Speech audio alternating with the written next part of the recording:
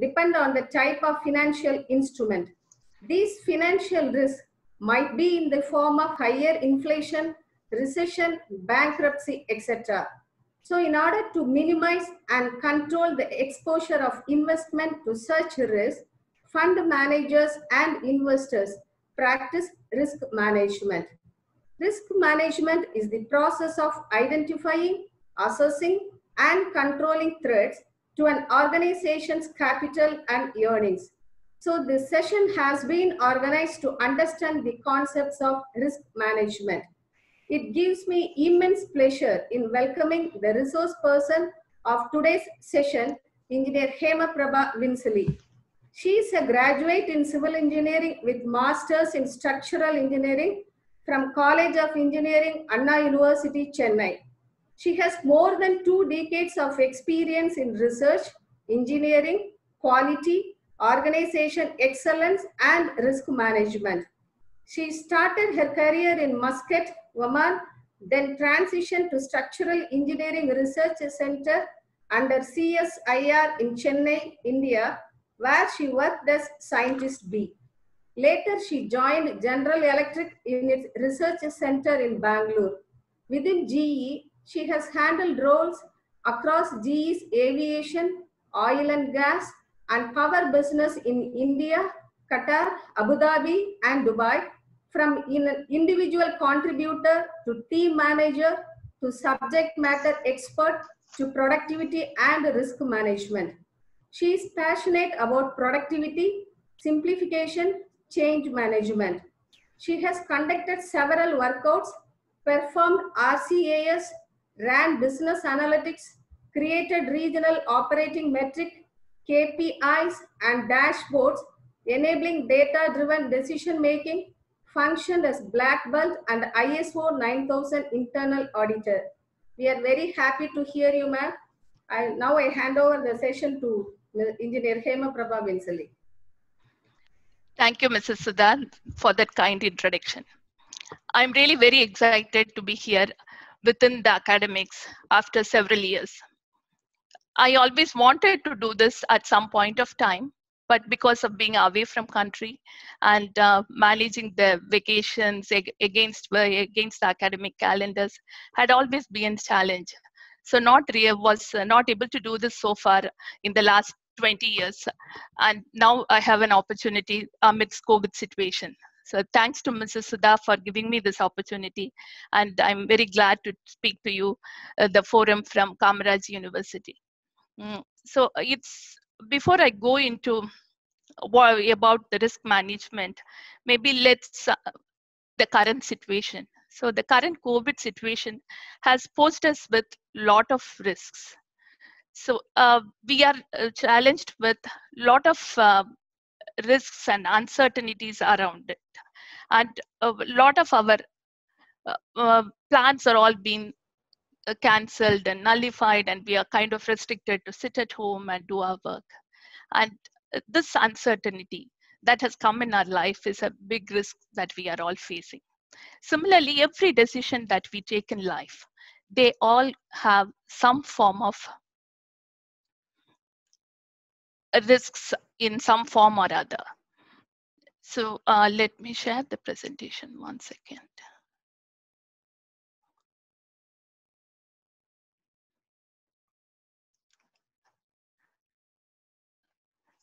So if you see risks in our life, we all take decisions. So every time when we take decisions, we know that there are some risks associated with that decision.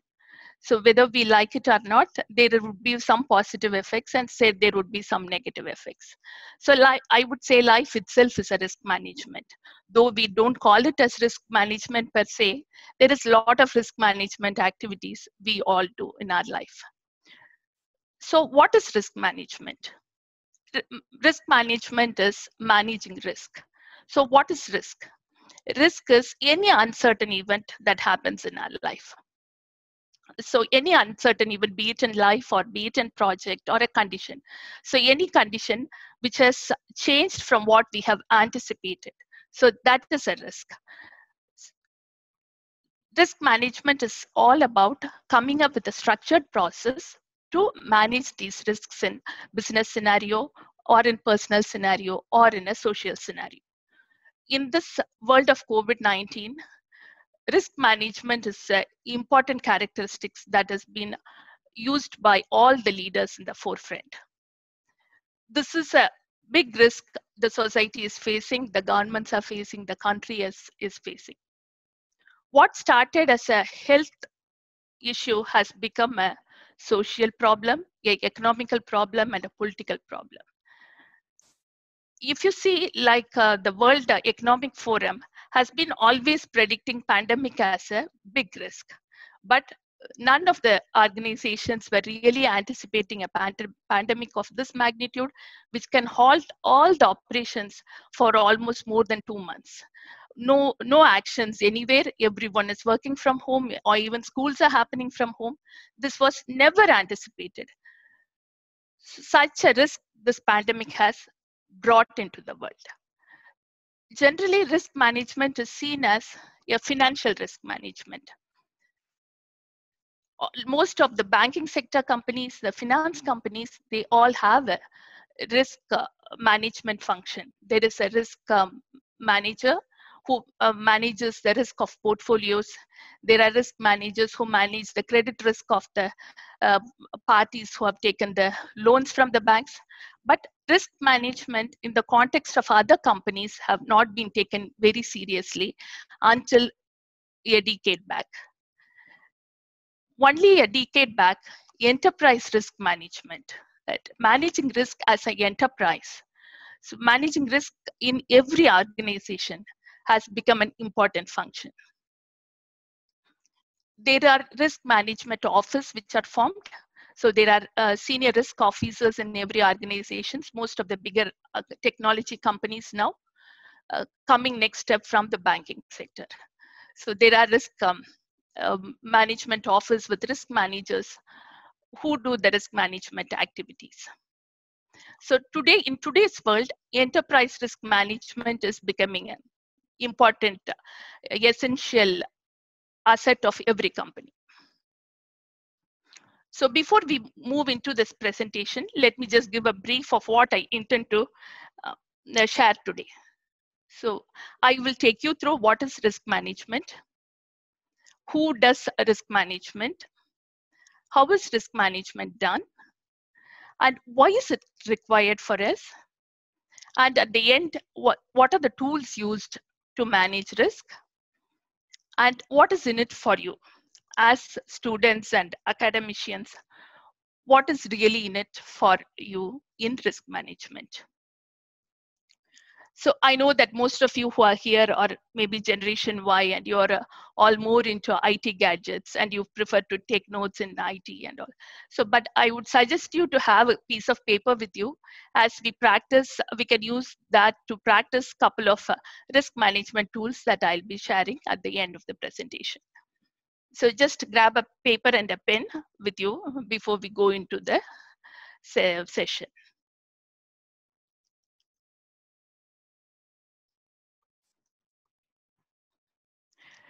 So risk management, what is risk management? Risk management is all about balancing the risk versus reward. So in every decision making, as I told you, there is a lot of risks involved and there are a lot of rewards. So for a company that is manufacturing cars, the more orders it gets, there is a lot of reward. So it's able to make its profitability, it's able to make its numbers. At the same time, the rewards are also increasing. The risk is also increasing. And considering the complexity of today's world, when the company operates in different parts of the world, the risk becomes multifold. So it's very essential to understand what type of risks are there and how do we mitigate them. Understanding is the first point. Then you move on to how do we mitigate them. So in risk management, we are not talking about constraining. No, we are not asking the companies to go beyond, not to venture into new areas. We are just enabling the company to achieve when they are venturing into new areas where there are more challenges. And also we are helping the companies to increase the rewards versus the risk. We cannot do a business in a world where risks are more and rewards are less. We want to have a balance of lesser risks and more rewards. So that is the main purpose of a risk management function in a company. So before we go into the steps or processes involved in risk management, let's just think of few risks we encounter in today's world. Maybe think of a decision that you are making where you are encountering a lot of new risks.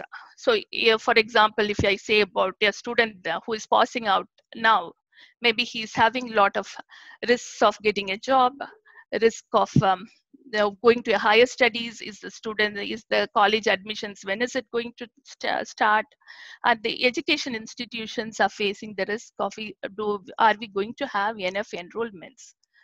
So similarly in our I'm currently in the power sector, so there are the risks around all the power gas turbines that are operating around the field, around in the field, are they going to run enough? So because the revenue of our company depends on how much these gas turbines are running. And if the factories are not running, these turbines are not going to run, and we are not going to make the profit that we were expecting. So the complete process of risk management starts from understanding what is the company's goals. What are the goals you want to achieve as a company?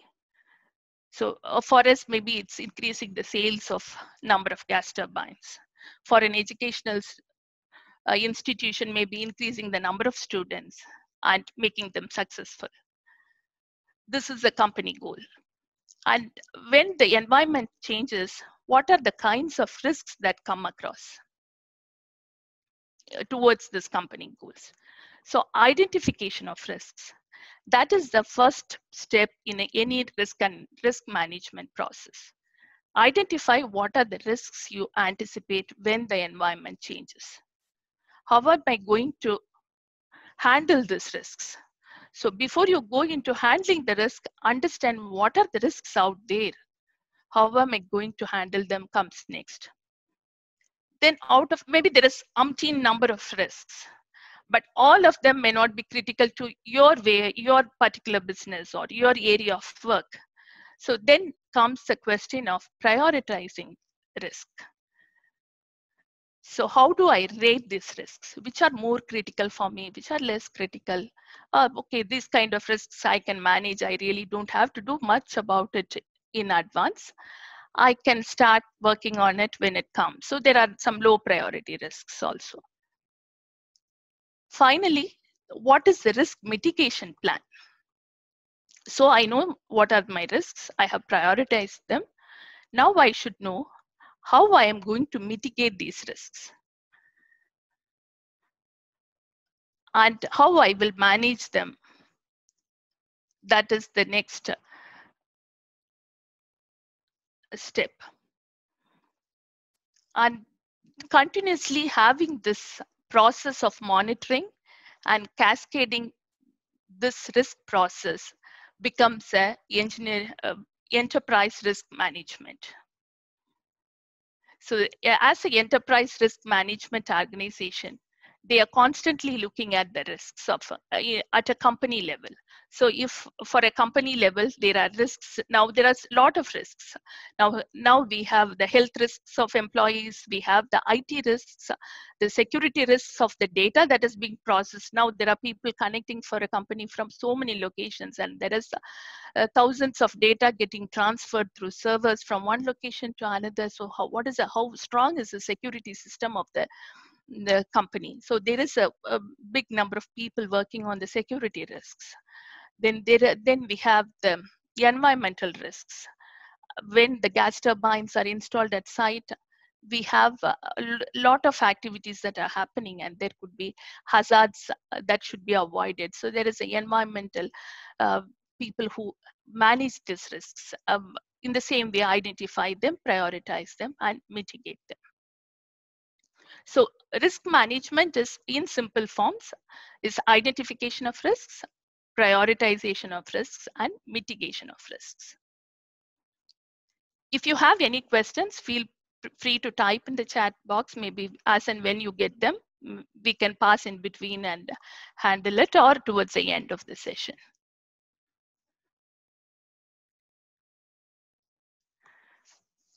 So then we go to the question of, why do we need risk management?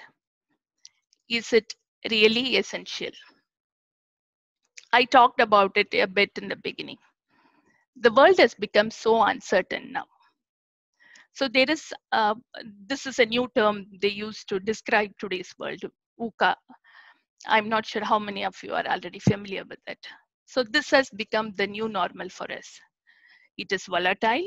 The business form which existed today is not existing tomorrow. So change is only the constant that is there in the world today.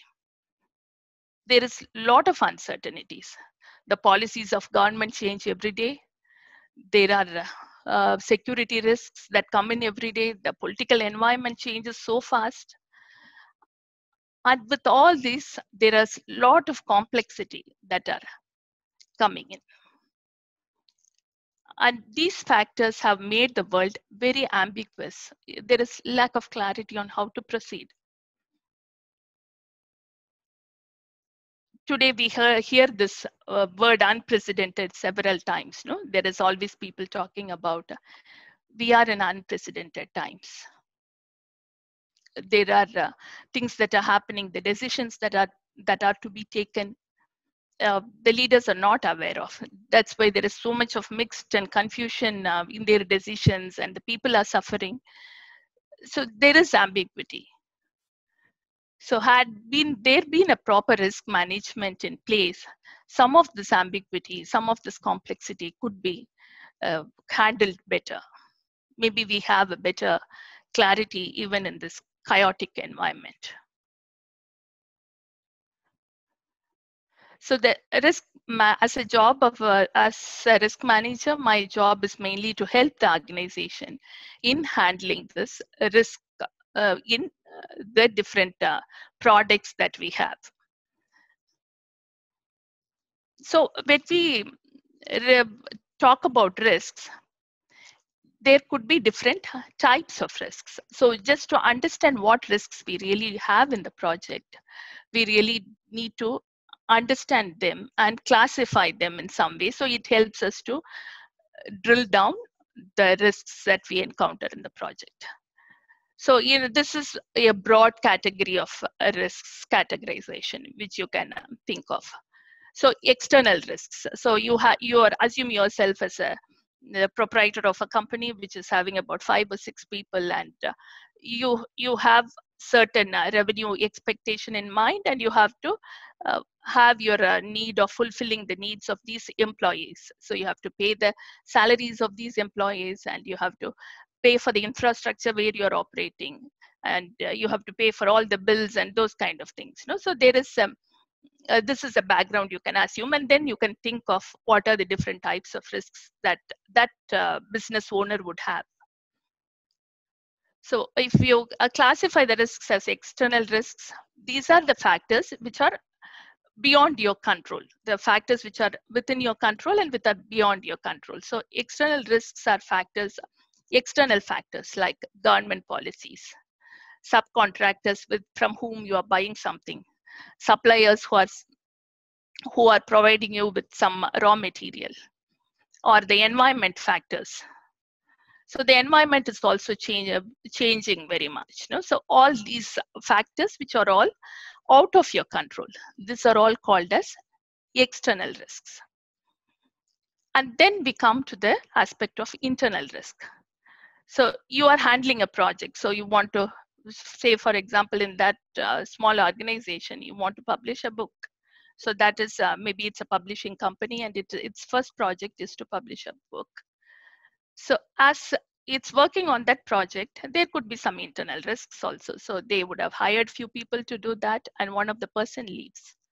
Then there is lack of resources to complete the project. So they would have committed a timeline to publishing, and maybe that timeline cannot be expected because these people have left the organization. So these kind of risks that come in within the internal company structure. So this could be because of lack of resources, incorrect prioritization, or due to funding issues. So your capital has some issue and you're not able to allocate the required resources. So all these kind of issues. Then comes the technology risks.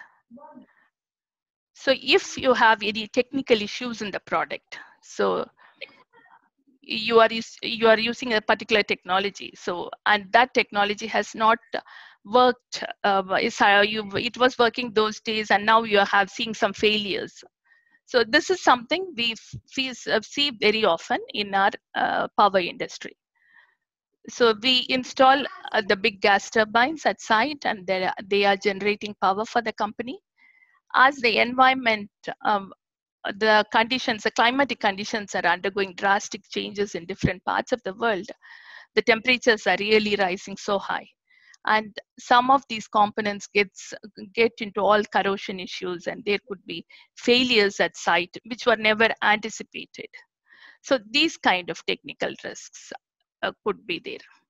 And then there are project management risks also.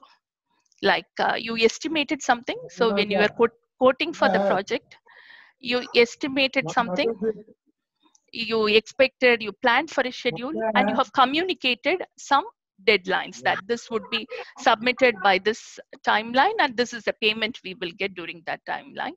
And after 50% of the project completion, we will expect this payment. So these kind of communications might have happened with the client, but maybe there could be some risks happened there. You were not able, your estimation was wrong. You didn't really understood that there were so many sub activities are there which were taking more time. So they were not taken into consideration when the bidding of the project was done. So these kind of the risks. So broadly, in broader category, you can fit the risks into any of these categories: external, internal, technical, and project management. So the success of risk management depends on how effectively you are understanding the risks. So just to give you a flavor of different other types of risks. So in a business like ours, where we are operating in more than 300 countries, and with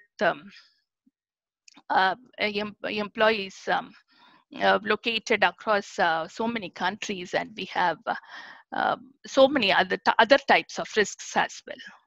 So let me talk about some of other risks that we encounter. Asset risk. So we are planning to install a steam turbine or a gas turbine or some equipment in a site, and that site has the fire accident happens at the site. So our equipment also gets damaged. So that is a asset risk that we may have. Country risk. So country risk, like we have operations in African countries, which are very high risk countries, Iran, Iraq, and all. So you, as a business, we start operating in certain countries, and we are not aware of all the procedures that are existing there, and you are not able to understand the complete risk in doing business there. Maybe when it comes to doing business in a totally new country, there could be a lot of regulations that are to be complied. So that when lack of awareness of that can result into country risk. And a force majeure risk. So this is something that is things that are beyond our control. In contractual language, they call it as acts of God. So things like flood, the pandemic that we are going through, or the locust storm that can affect, if that affects the industry that is in. So for an agriculture industry, the locust swarm that is happening is a force majeure risk. Then there is also currency risk. So before a final product comes out, there are so many parties that are involved from so many different countries. Raw material is coming from China, it is getting forged in some other place, and it is finally getting assembled in Singapore, and finally the product comes to UAE. So there is so many, the world has become so global, the activities happen in different countries. And when we quoted for the project, maybe we thought, we assumed a dollar exchange rate of a particular rate. And when we complete the project, maybe the rate is almost become 1.5 times or 1.25 times. So that 25% variation in the currency is going to reduce all the profit that we are expecting from the project. So there is a currency risk. This is a very important risk which is to be considered when the businesses are happening between different countries and you're handling money in different currency forms. So I myself remember that those days when the currency was like 50 rupees per dollar, and now we are running around 75 rupees per dollar. Like over maybe few decades, it has changed so much. So in the business like energy sector, there may be contracts which are running for 20 years. So you may have, like with computer systems, you may have annual maintenance contracts for a few years. So here we are talking about very big equipments which are generating power. So the client and the contractor, they go into an agreement of 20 to 30 years. So there are prices fixed there, that this is a price for which we will do these activities. So if we do not consider all these risks in that kind of an environment, it could become a total disaster. So that is very important to consider currency risk. So they would ensure that in the contract when it is signed, so we have clauses, we have terms and conditions in the contract which takes care of all these different types of risks to whatever extent possible. And change order risk.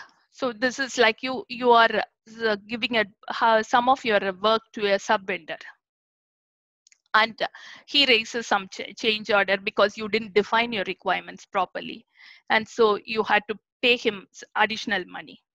So in that case, it can become additional profit erosion. So that is a change order risk. Then comes compliance risk. So recently we had in Middle East and all, the VAT was introduced. We didn't have this earlier.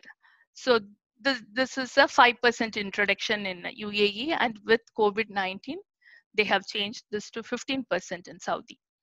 So if we do not have sufficient clauses in the contract to handle these fluctuations in the taxes, so we could end up paying more taxes and lose all the profit that we are supposed to make from the business. And it could also become like a legal violation of the country's regulations. So if there are tax regulations, so are we having sufficient coverage in the contract to ensure that we are not falling into any of these legal traps? So these are all things that can affect the reputation of the organization. Then comes credit risk. So you are signing a contract with a company which has a good credit scenario as of today, but after a few years, it is not able to pay its bill.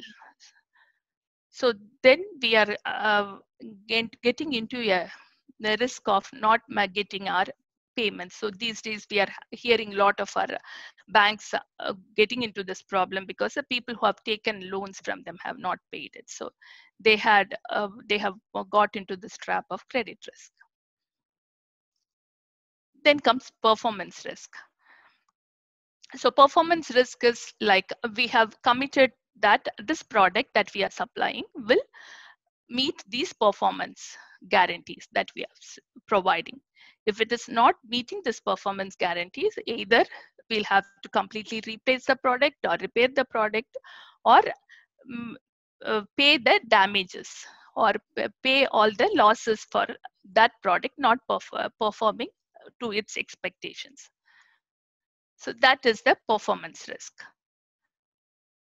So these types of risks may vary with the business that you're handling, or the location you are in, the industry you are in. So depending on that, these risk types will vary. Maybe I'll just give a pause here and see if there are any questions.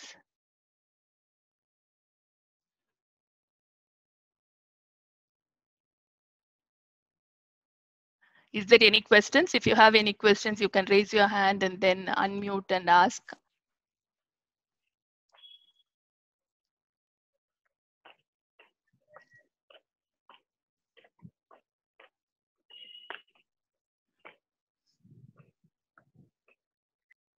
Okay, then I'll proceed.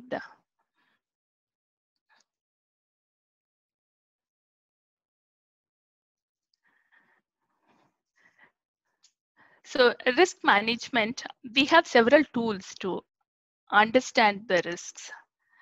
So using the right tool can bring us the success in doing the right risk mitigation plan. So these tools basically help us to identify the risks and help us to mitigate them. So let me cover these tools in detail. So in a business setting, there are different parties involved. So there are subject matter experts, there is a sales organization, there is a commercial organization, there is a finance organization, legal. So in a large company, there are different functions who would be doing different activities. So understanding risk itself can become very complex. So in that kind of an environment, the risk manager brings in all these teams together and identify few KPIs that we want to achieve, or 2 KPIs that we want to achieve to bring success to the company, and what are the ways these KPIs could be affected by the different factors. So such a discussion can happen with people from different functions. So that exercise is called as brainstorming. So this is a tool which is generally used where 4 or 5 teams, representatives from different teams get together. Maybe the size of the team can change from 5 members to 20 members. And there are different techniques used to discuss and go to the bottom of a problem. So there are story writing, storyboarding, or there are like post-its are distributed across the members. They write their views, then they are all pasted, and that is discussed. So there are a lot of brainstorming techniques that are available. So these tools are used in different contexts also. Sometimes they are used in Six Sigma process improvement. We use them in risk management. And some people also use it in organizational excellence context. So these are all tools which can be used in different places. Even for change acceleration process, also this can be used. So brainstorming is an important tool that can be used to first to get the people together and to understand and talk through the problem and drill down the causes for the risks and the causes and how to mitigate them. So that is one of the method. Another is strength and weaknesses, opportunity and threat.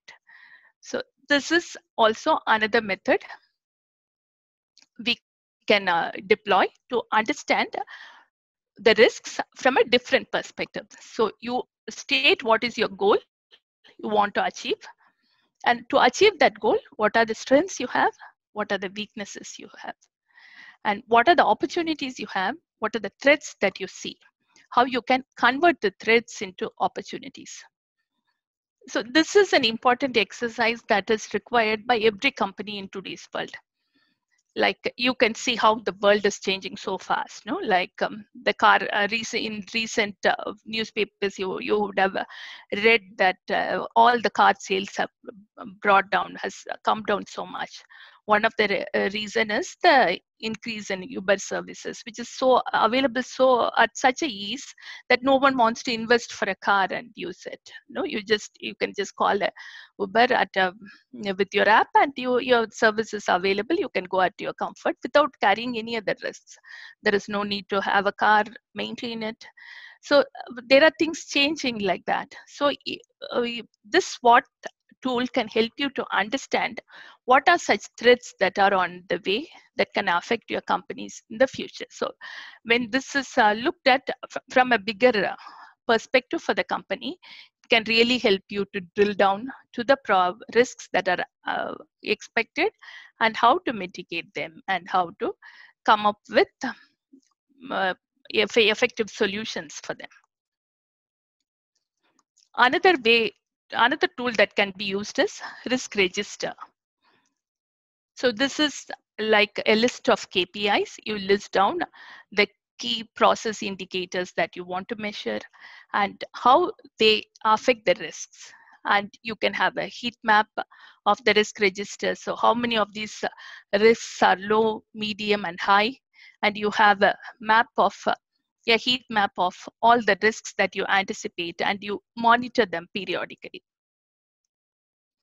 So in every organization, there would be definitely risks like security risk, which are seen as a very high risk, and they are periodically monitored. So what are the control mechanisms we have placed in to avoid them? How strong is the firewall? Is there any recent threats to that? Was there any attacks on that, and any impact on our data? So they are very important. So they would always be appearing at the high risk category in a risk register. Another is the probability and impact matrix. So this is like you have different ways of failure of a deliverable. So you have a deliverable or a final end product. It can fail in different ways. So this is trying to identify all these different ways of failure of that end product, and what is the probability of failure, what is the severity of that failure, and what is the mechanism we have to detect that failure. So this we can have as a matrix, and there are different tools again within this which can be used. Maybe I'll just talk about a tool in the next slide, and maybe we can just try to use it in the present context for your environment, and share your thoughts also in the chat box. So FMEA is one of the tools that is used in probability and impact matrix. Failure mode effect analysis. Then comes root cause analysis. So this is RCA. You generally do RCA for any failure that happens, and you can also do RCA to anticipate any failure that can happen. So recently there was a crash in Pakistan, the aircraft crash. So definitely there would have been some RCA experts who traveled to site from the insurance company, from the aviation company, and they would have collected a lot of facts from the site, from the black box, and they would have done an RCA. Maybe sometimes these RCAs can run for years together. They would keep on drilling down the cause and contact the people at so many levels. They can run from 3 months to 12 months. So it can go on, this root cause analysis. So there are different techniques available in root cause analysis also. There are like 5 whys. So you ask why up to 5 levels.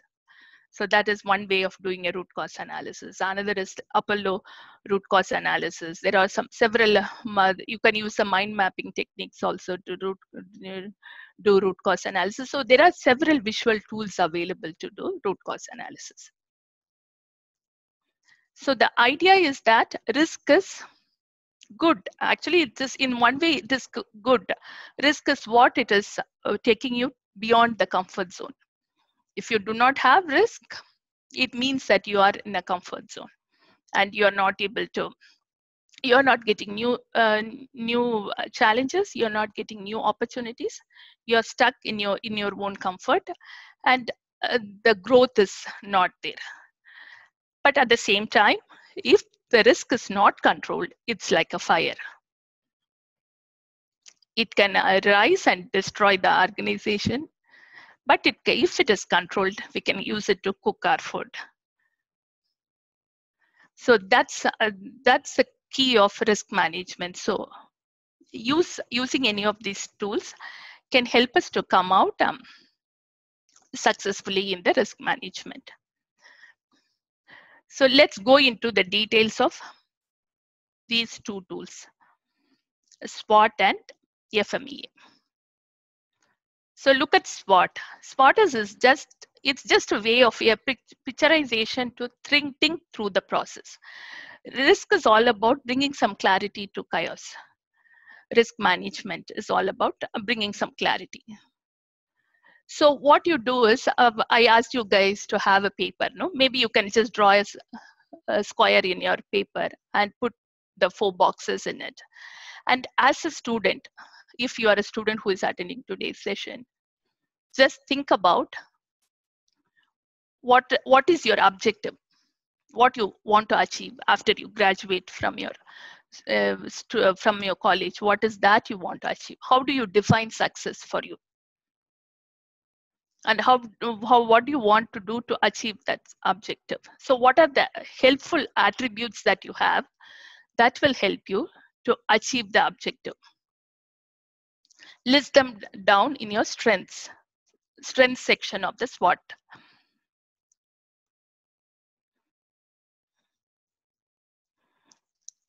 Then comes the weaknesses.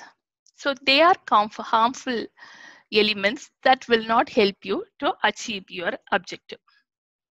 So those are the weaknesses that you have.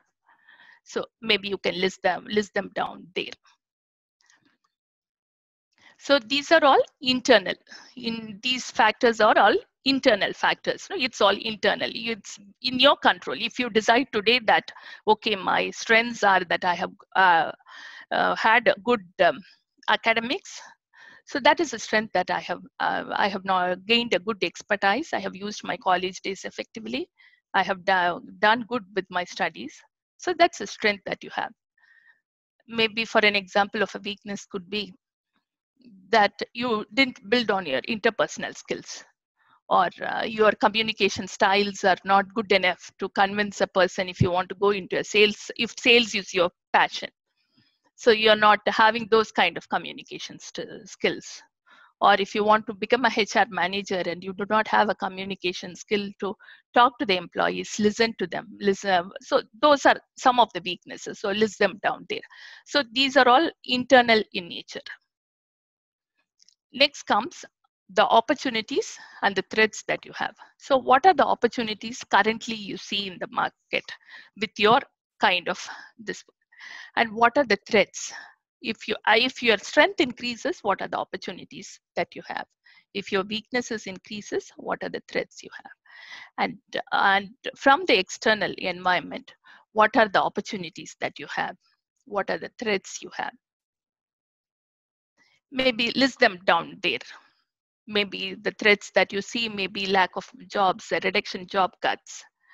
So maybe the job gets reduced in one sector, but the job may increase in another sector. So the Zoom platform, they have doubled their revenue over this COVID-19 because everyone has switched to online platform for their work and education. So there are always, we can't say that this after this COVID, there are no opportunities. Definitely opportunities will be there, but there will be a transformation. So we may not see opportunities in the area we expected, but maybe the opportunities may open and some other avenue.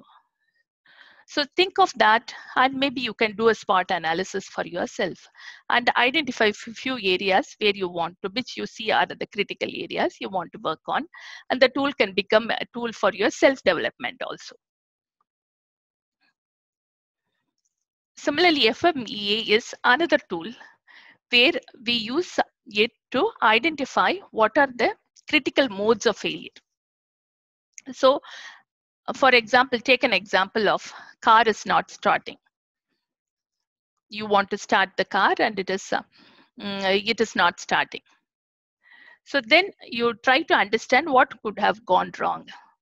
Is there a fuel issue, or is there an engine issue, or is there a water that has gone inside, or these kind of factors? What are the different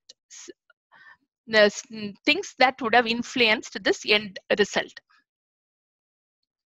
So what is the step, and what is the in terms of process? We use it like if we are designing a product, for example, we are designing a phone. So what is the final output is the phone. But what are the different inputs that are going into it? There is a engineering section which is doing the product design. So they have their their step. So what are the inputs going in there? What are the ways it can fail? Maybe the customer input is not recognized by the circuit, or there could be the software that is being used is crashing in between quite often. So the customer is unhappy. So in this kind of a scenario, the customer satisfaction is the ultimate goal. So what are the different steps that would lead to different failure modes?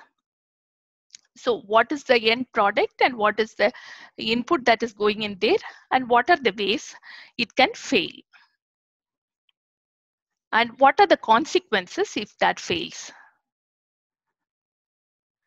So if the customer requirements are not met, and what is the way it can go wrong? And how many times we expect this to happen?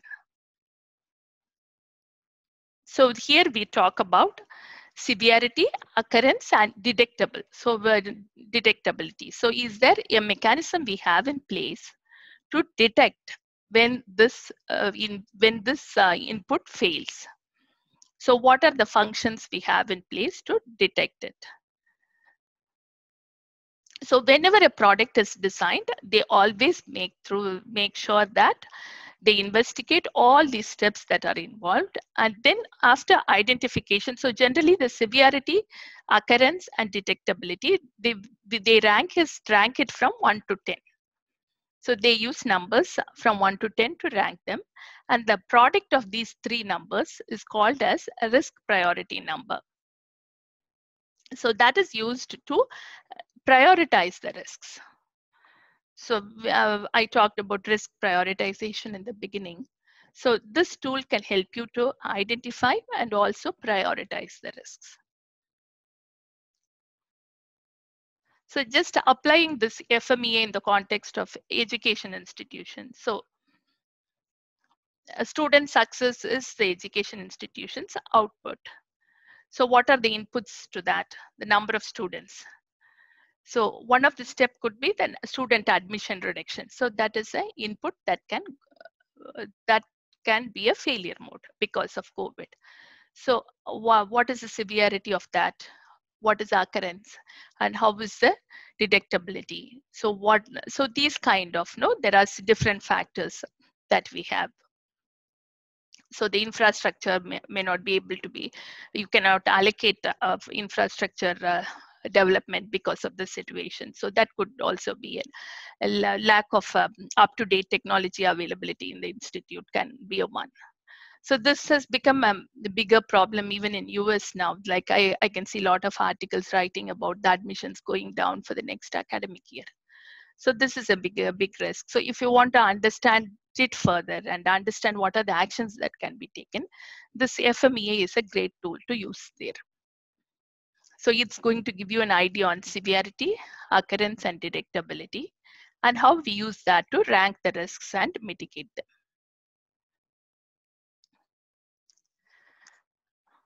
So as we are, I think this is the last slide I had. So before we go to the closure of this, so if you're thinking as a student, so what did I gain from risk management, this session that I attended? I think this is a typical learning growth, that chart you must have seen in several occasions. So risk management is all about bringing clarity to chaos. So as in life, we go through different transformations in our life. So we take risks. So let me talk about a personal risk I took when in the beginning of my career. So we moved to India, and I was working with Structural Engineering Research Center. So as a scientist. So that was a very comfortable position. So the office was very close to our home, and it was very comfortable position. But I felt stagnant and I wanted to do something else and explore beyond the comfort zone. I believe that growth learning starts beyond your comfort zone. So that's when I moved from a SERC to G. And when I moved out of my comfort zone, there was a lot of fear. So that was like you are moving from a government organization with this pension facilities and everything, and you are going to a private organization. And there is a lot of questions and a lot of opinions, and you go through that fear zone and you take this decision of joining a new organization. And then I joined that about 19 years back. And I'm still with the same company, traveling across different countries, working across different businesses, learning in this process. And as a family, maybe we have grown in different dimensions. So there is always a progression is there as far as we are ready to move out of our comfort zone. So when we do this progression, we need some tools to guide our decision making. We need to make calculated risks. It's as Roosevelt said earlier, risk is like a fire. So you have to really understand and calculate the risks that is involved before you take a decision. So this risk management tools are really helpful when you want to do any decisions like that. So if you're a student, I would strongly encourage you to use these tools to understand the lack of clarity that is there, to go through that and bring some purpose into your actions that you are taking. Michelangelo, at the age of 87, he said, "I'm yet learning." And he's, as you know, must have known, he's a great sculptor, painter, poet. And this aspiration for learning should be there in us forever. That only will help us to survive in the changes that are happening around us. Then when we move out of that, then we can see, we can make an impact in the society where we belong. Set new goals. Then you go through this process again and again. So just go beyond your comfort zone, understand, calculate the risks that you are taking, and explore your life, and then you move on. So I just want to end today's session just with a positive note of hold hope. You may feel that there is a lot of risks around, but hold on, this pain will end and there is light after this tunnel. Use this time to harness your power every day. Use this wonderful platform of online technology to learn new things, to foster your skills, and be ready when the world is back in action again, so that you can use your skills and use your power to change the world. Yeah, that's all I had, I think. So any questions, any thoughts? Participants, if you have any queries, you can unmute yourself and you can raise. Otherwise, you can post your questions in the chat box.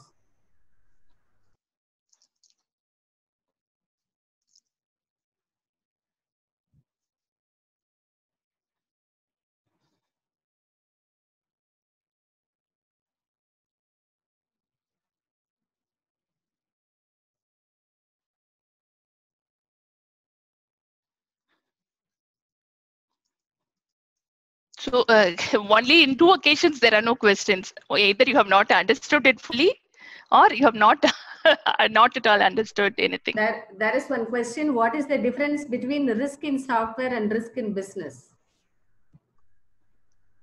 Hello? Yeah. Yes.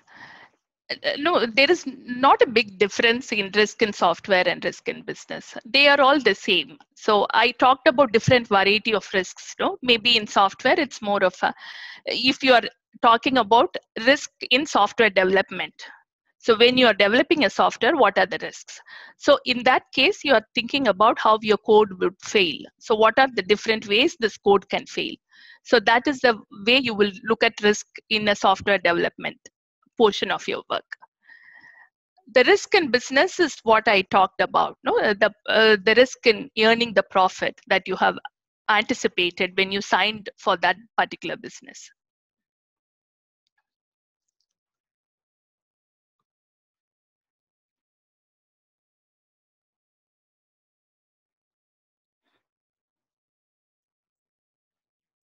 I try to simplify everything for the sake of understanding for today's session, because I know that audience are a mix of students, people from academic sections. So I just wanted to have it more present, usable and applicable for your day-to-day life, not to bombard you with too many technical stuff.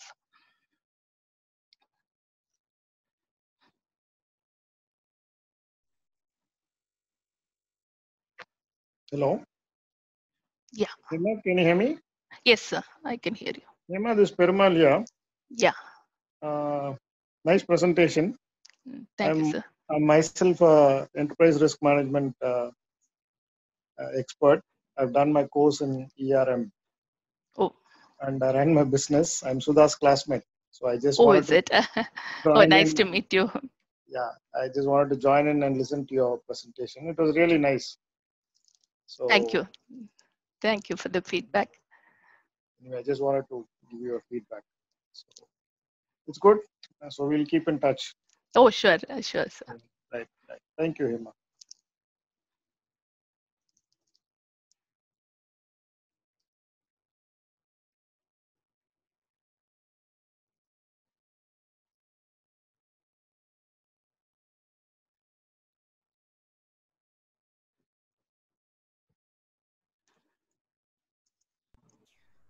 Hello. Yeah. Is there any other questions? Is there any risk common between software and business? So let me go back to that slide that we talked about, no? So in a business context, we are talking about all these risks that we have.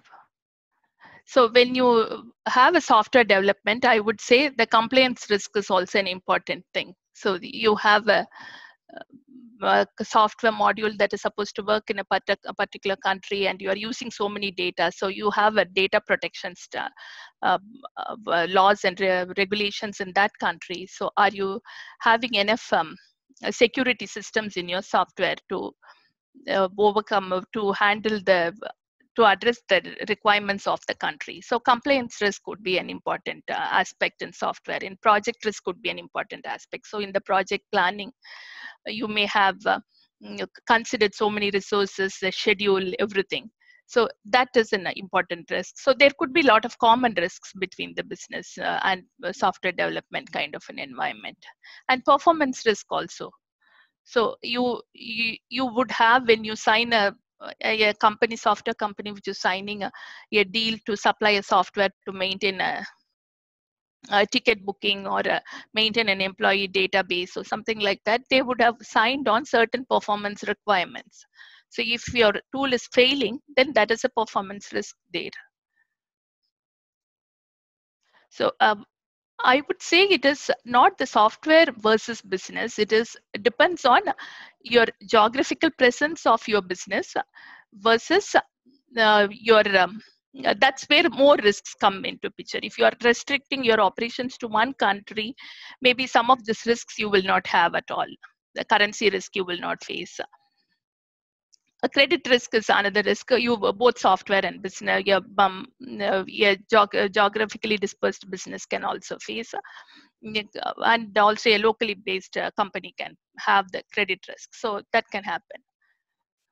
So there are these are more of common themes around which you have to look for your risks in the business, whatever you are handling, be it your software development or be it your product development, or a new service industry that you are starting. So whatever it is, these are the common themes around which you have to look for the risks and mitigate them.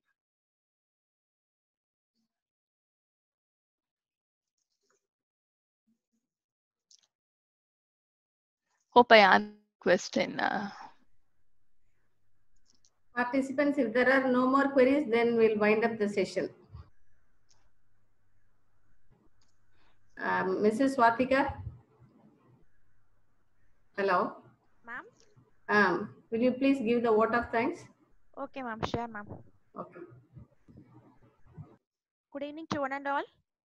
First of all, I would like to thank the resource person, Engineer Hema Vinsali, Risk Manager, General Electric, Dubai, and she has explained the risk types very clearly. Moreover, she has elaborated the tools to understand the risk. Also, she has pointed out how the risk can be monitored as well as managed in every organization. So, her talk was highly informative and useful to all of us.